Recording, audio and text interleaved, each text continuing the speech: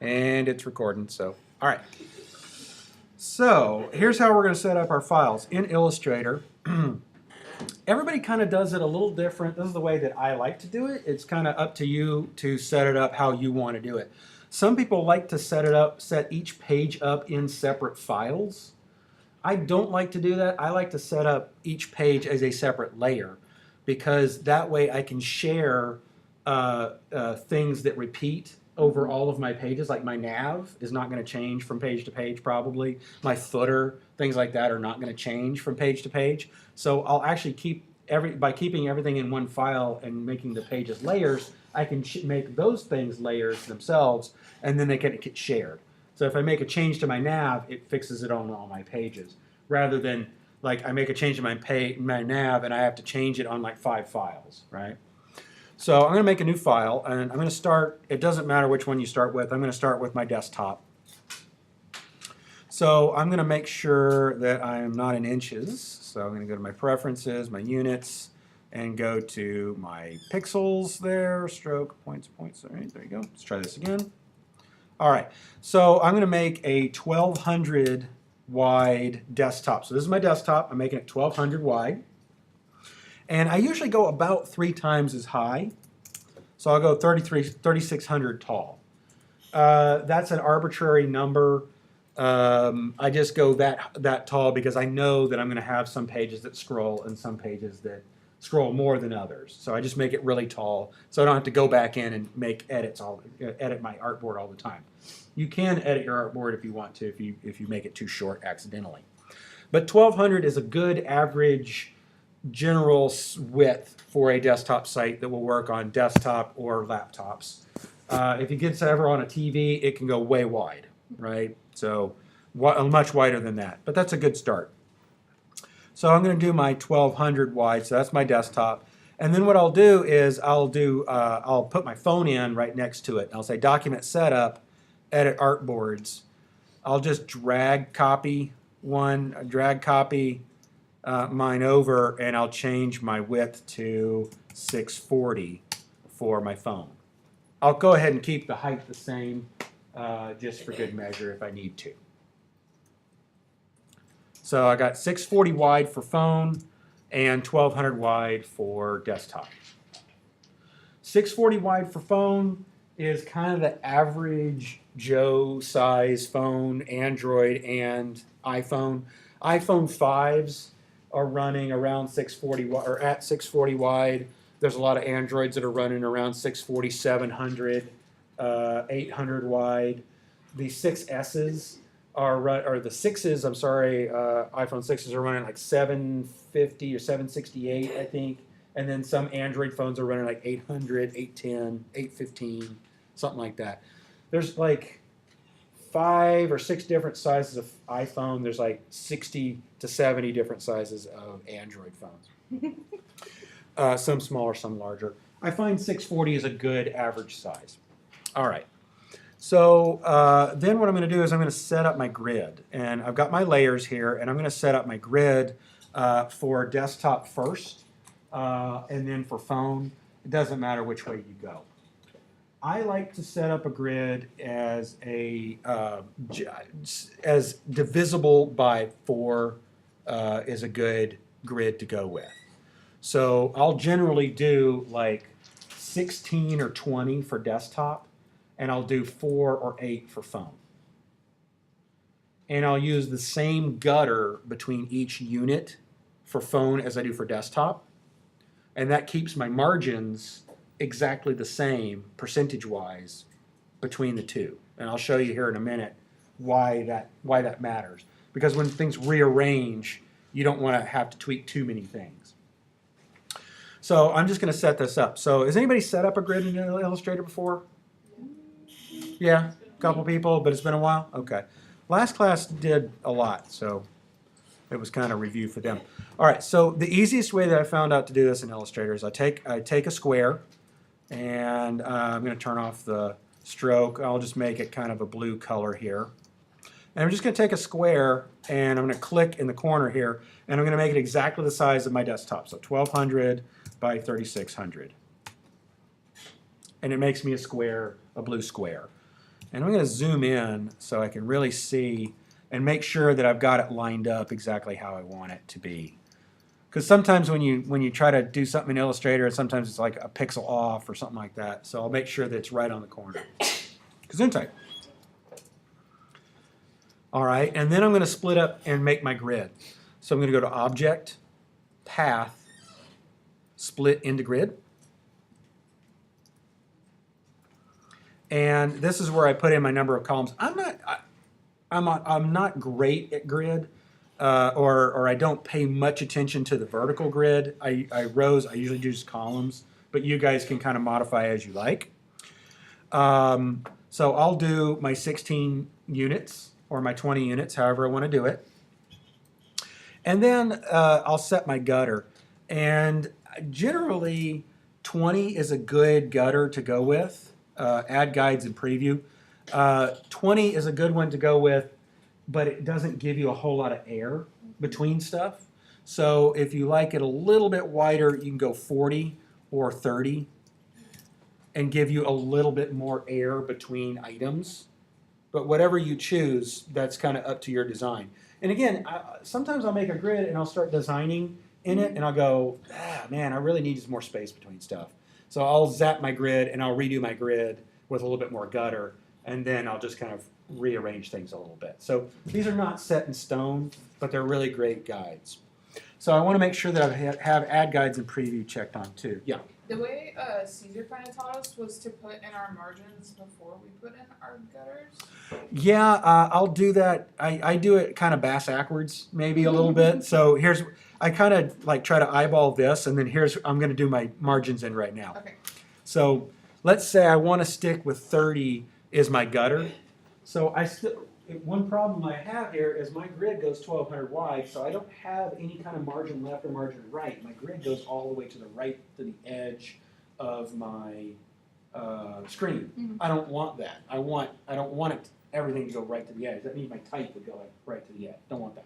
So if I got 30 as a gutter, I'm going to double my gutter because I want 30 on each side. So I'm going to double my gutter and subtract that from my total. So 60 minus 1200 becomes 1140, right, or something like that? Thank you, 1140. So the one reason why Caesar maybe told you this way is because when you type that in, it resets everything. But I can just go back to here, right? All right. The other downside is it puts it on one side. We're going to have to move that here in a second. So I just retype in my number of columns and my gutter to match my 30. Now I've got 60 on one side. I'm going to fix that in a second. So I'll just hit OK. And then before I deselect anything, I'll just go 30 over. I'll move everything 30 over so I got 30 on each side. 1, 2, 3, 4, 5, 6, 7, 8, 9, 10, 11, 12, 13, 14,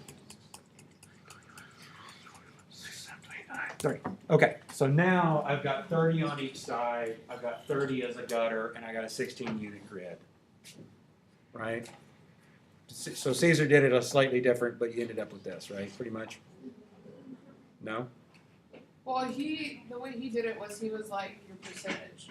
So he had to start at 800. Well, we just did mobile, so we did 800 pixels wide. 800 pixels wide, and then we did our percentage. So then we found the percentage of like say 800. Oh, I see. Like say we wanted like a 5% gutter. Got it. Like I see. 5% margin on each side. See, I do it the other way around, where I do pixels because that's what I'm used to, and then I convert pixels to percentage when I'm programming. I think he was So, just trying to either like, way. reinforce. Like, Yeah, that you're okay, thinking you in already pixels. did the math Yeah, right here, exactly. so just There you go. that There you type go. of thing. All right. So I got my 30 on each side, my 30 for gutter. There you go. Do it that way if that's what you're familiar with. Doesn't matter. All right. So then what I need to do is I like to split my units and my guides up into 2 different layers. So that's what I'm going to do. I'm going to make a new layer. I'm going to call my old one units, and this one's going to be guides. I'm going to click off, and if I just click on, it's going to be hard to see here because you can see my guides and my units are together. I'm just going to click on my blue there, and I could hold down Shift and click on all of them, or I can just say select same fill color. It's selected all my blues. I'm going to move that up. Oop. Well, sorry, I did it backwards. I'm going to move that up So I'm going to make this one units, I'm sorry, and this one guides. There you go. And then now, while I've still got it selected, I'm going to crank these down in opacity to about 30% so I can kind of see through them so I can work behind them. All right. How did you get all the guides there? When I made my split into grid, there's a little checkbox that says add guides. Okay, cool. Yeah, along with preview. And then what I can do is I can lock those, and now my units are separate from my guides. So I can just look at my units, or I can look at my guides, or I can look at both of them at the same time as I'm working. So it's really kind of handy. Making sense so far? Okay. All right. So then what I do is I make I keep that on the top, and I lock them so I don't move them accidentally. This will be my home page. And that is how I start building my site. So I got my header, whoops. And then I'll start with grays here as opposed to there we go. And then I start playing my game within my grid, right? So there's 4 across, right? So I can do 1, 4, 8, 12, 16. So that's that kind of layout, right? What's that shortcut you just did? Command D. Gotcha. So when I click and drag a copy, when I drag copy, I can hit Command D, and that duplicates the exact Nice. last thing that I did. And then I could do something like this, right? Or if I wanted more, and then I could do something like this. Okay, it's getting boring. What if I want to mix it up? All right, oops. Buddy, this is what you and I were talking about earlier, is it's really just squares that you're playing with your grid, right? I can do something like this, right? They all fit. So I have my fun within my grid. The cool thing is I know that this is a balanced layout because this plus this fits into that evenly. Doesn't fit into it 2.5 times. It doesn't fit into it 1.5 times. It fits into it exactly 2 times, right? So you don't want to break your grid. If you want to break your grid, but be intentional about it, right? So create a focal point or something along those lines. But if you don't break your grid, then it looks very balanced, right? So maybe this is my homepage layout in general. But now I want to make that like maybe that footer and header or footer and nav that I want to share. I won't put it in my home layer. I'll make a new layer called nav that then I'll put my nav in there, maybe with my logo goes in there, right? Actually, I'll make it 4 so it's actually centered. So there's my logo, but that's all in nav.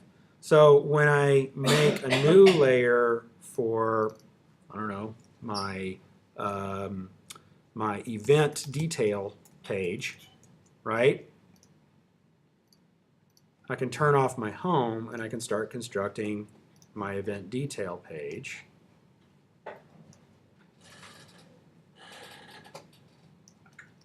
The way that I want it to be constructed. And since I'm using the same grid, I can kind of modify this around a little bit. And it still looks like it goes with my home page because I'm using the same grid, right? And so these, maybe this is a photo, this is a block of text with some headers and stuff like that. Just because I'm using these big gray squares doesn't mean they're all photos, of course. This would be a block of text. That might be a sidebar with a block of text and photos in it, that sort of thing. But since I've got my nav separate from my home page, I can just turn each one off, and if there's a modification to my nav, let's say I move my logo over like this, then it's fixed on my other page too, right? As opposed to keeping them as separate files. So downside is that these files actually do get kind of large because you're building multiple pages inside of your Illustrator file. But we're only doing 2 or 3 pages, so it's not going to get that huge unless you put just ginormous photos in there, right? So how I would build this one would be the exact same thing. I'd go through the exact same thing. I would make a square. I'd go back to my units and guides here. I'll make a square. That's 640 by 3600. I'll colorize it. I'll split it into, I'll colorize it here. Boop. I'll object path, split into grid, add my guides. This time I'll probably do 8. Whoop, not 78. I'll probably do 8 or 4 generally for a phone. I'll put in the exact same gutter. I'll do that same exact gutter. So that way, when things translate from here to here, they'll have the same margins around stuff. And I won't have to mess with my margins from desktop to screen to phone. If it ends up being 5% on desktop, it'll be 5% on phone as well. And I won't have to do a whole bunch of more calculations if I keep these the same. If I make them different, I'll have to kind of recalculate that for everything for phone. And I'm too lazy to do that. Again, 60 minus the 640, and that gives us our left and right margins. I'll put those in and move those over. So I do it exactly like I do here. And then again, I'll lock these guys so I don't accidentally move them when I'm designing. So far, so good? All right. Any questions on building a grid or how to work with the grid or use the grid? Can you build a website, a responsive website, without using a grid? Not if you want to stay sane. Yes, but not if you want to stay sane. Exactly. Yes. You could certainly go, no seatbelt with this, but then you would be recreating the wheel every single time you try to move something around. So a grid is your friend. And again, it's like playing checkers in the grid. You can do a lot of stuff. You might think, oh, a grid is very, I can't do what I want with it or whatever. You can. You can do a lot with a grid. It's very powerful if you let it. Okay. If it throws you off, I've had some people there, it's like, oh, I can't think about it. Design without the grid, right? First, kind of eyeball things first, and then turn your grid on, and then make your little tweaks. Okay, it was 5 units, make it 6, or 4, right? Or it was 3.5 units or whatever. Then tweak it a little bit wider, a little bit narrower to fit within your grid. Then that way you can kind of like eyeball it first. Okay. I think I'm making everybody bored. All right, so no questions about that. All right, here's the other thing that we're going to do with this step. So what's the best way to user test a wireframe? So, that was important. Sorry, I didn't mean to make any question. There's a really great way to test wireframes. You don't have to print them out and do like the paper prototype switcheroo thing. There's a website called Envision App that I love dearly. I would like to marry it and have its children. All right, so here's what Envision App is. What you basically do is you can save out JPEGs of your screens. You upload them into this web app. You draw little hot spots around where you want people to click or where people click. And you can say when you click on that button, it swaps out one JPEG for another. So it makes it look like it's a real functioning website with no code. So you will be able to drag and drop your JPEGs up there of your wireframes and just work with them. And I'll show you what it is first, and then I'll show you how to sign up for it. We get a free account, and we use it definitely in Interactive 3. You use it in Art Direction 2. Use it in this class, etc. So I'm going to go to Envision App. And I'm going to sign in to my account. Now, I design apps, so you'll see one that's an app design, but the idea is exactly the same. Okay, hold on. I did this yesterday. There we go. Okay. All right. So, when it shows up here, thanks. Okay, so here are the projects that I'm working on. I've got 2 projects going on. These are some like example ones that they give to you just to show. But I'll show you this one so I can kind of mess around with it.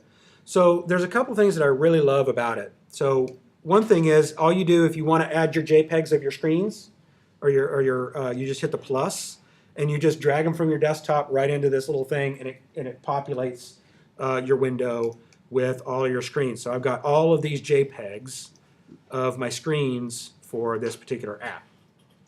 You're going to have a lot fewer. You're going to have like 2 or 3. What? I wish there were a better way to arrange the rocks. I mean, whatever. Yeah, this is a fake one. The other cool thing is you can rearrange your JPEGs to kind of like orient them the way you want to orient them, right? So you can organize them the way you want to. And then what you can do is, so I can view the screen.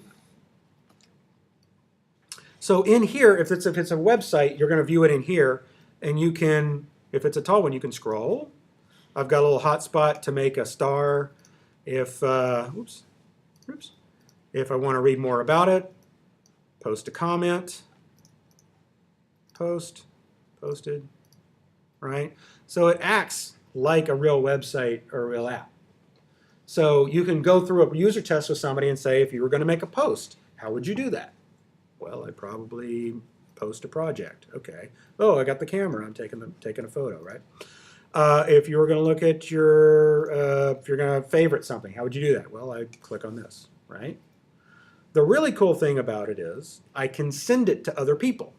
So I can send this by going to share.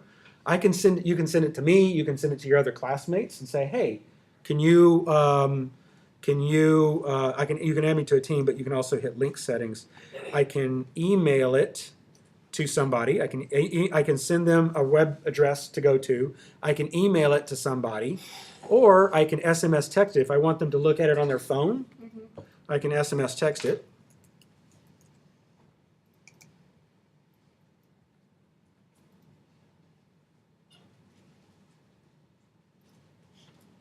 Just sent me a text.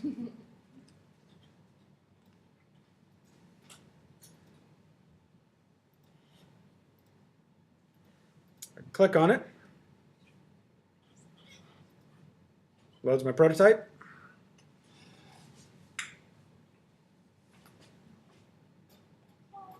Nice.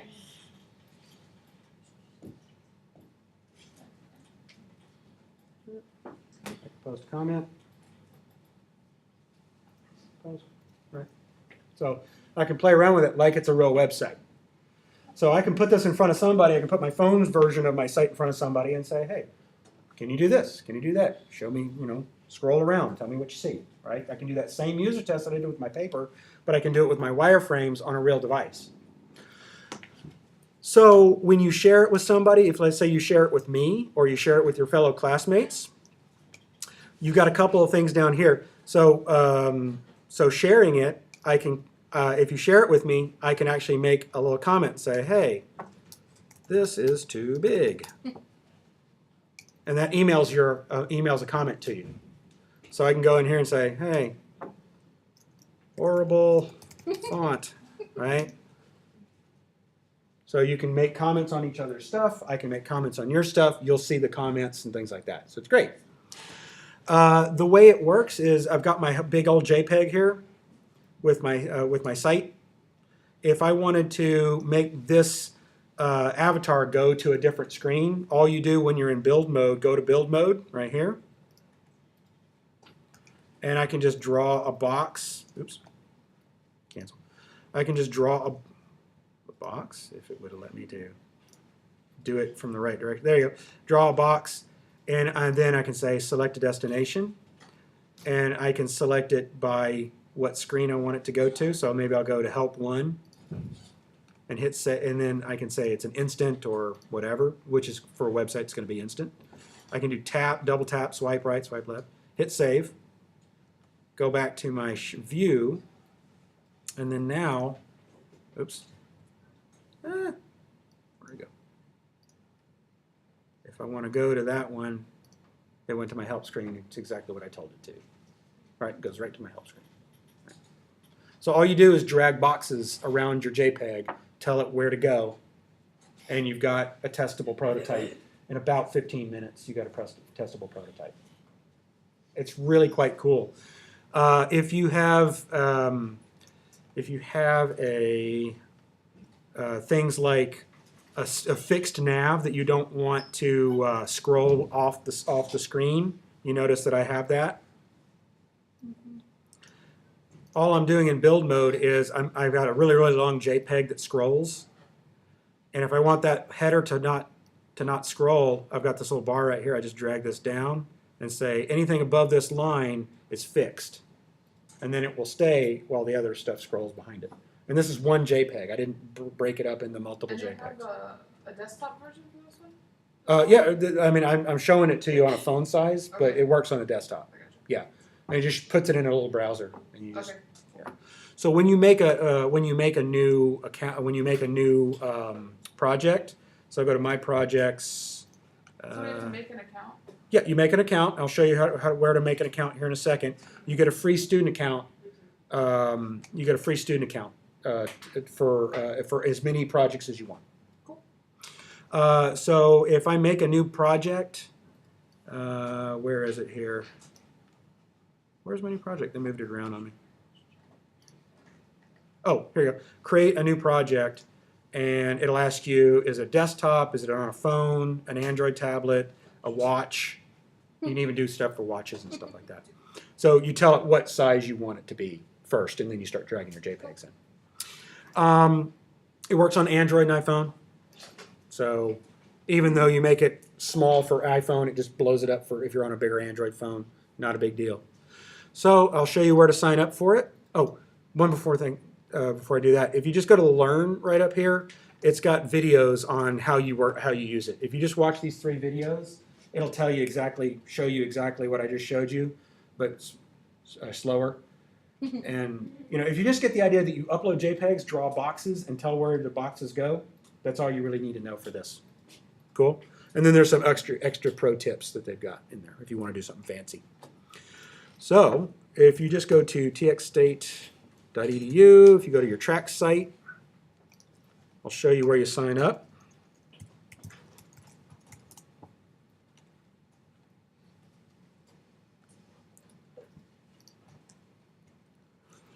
Monday, Wednesday, right? Yeah. Resources. If you go in the resources under testing, I think. Yes, testing. I've got the link to the student version of Envision App. Don't just go to Envision App and sign up because you'll get like one project. If you want the student version, which gives you unlimited projects, click on that link, and then they're going to ask you for a student. You're going to sign up for it with your Texas State email. Don't sign up with a personal. Okay? Do your EDU. And then there's an Envision student code. It's right here in this document here. Just download this and copy and paste the student code into when you're signing it up. I think that they ask for when you graduate.